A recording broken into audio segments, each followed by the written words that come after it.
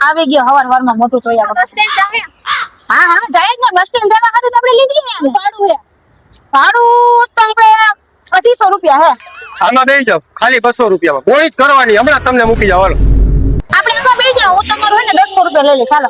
ખાલી 100 રૂપિયા અત્યારે તમને સ્પેશિયલ મૂકી જાવ હાલો અરે ખાલી 50 રૂપિયા હું સ્પેશિયલ મૂકી જાવ હાલો મારા ભાઈ પેલા મારો જો મારે નથી દેવું તમારી રિક્ષા ઓ નો તારી હિસાબે મારું ભાડું વઈ ગયું છે હવે તું જો હવે તું જો હું શું કરું છું ને તારી રિક્ષા થી ઉપડાવીને લઉં તો થઈ રહ્યું છે પણ મારી બોણી નથી થઈ હજી બોણીમાં આવવાનો ચા નો પી જઈને હવારમાં તો મારી બોડી થઈ છે આ કઈ ઉની હોય ખડકીને ઊભી છે દેખાતું નથી ને ખબર નથી પડતી કાંઈ વાંધો નહીં આવે તો બીજું ભાડું કાઈ વાંધો નહીં આવા દે બીજું ભાડું હું તું હવે જો જોઈ લઈએ આજે ધી કઈ બાજુ ઈ કસે ઈ ન સમજાતું કોનું મોઢું જોઈ છે બોણી નથી થઈ મારી હવાની મોટું જોઈને આવ્યો હોય ને કે અમારા મોટા થોડા તમે જોવો હવા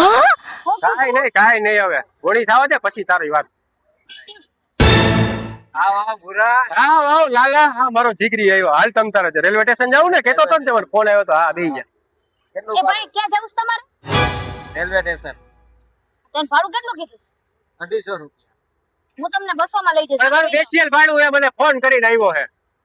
એવું છે હા તમે એને ઓળખો છો હા મારો ભાઈબંધ છે. ઓ તો તમે ભાઈબંધ છો તો તમારા પાસે પૈસા લેશે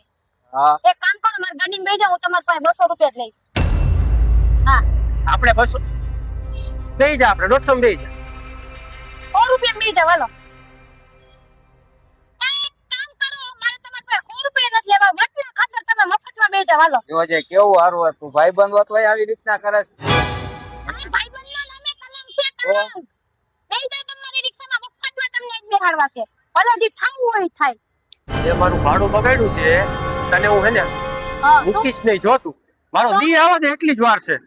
તું કોઈ દી નહીં તું આવો ને આવો રહીશ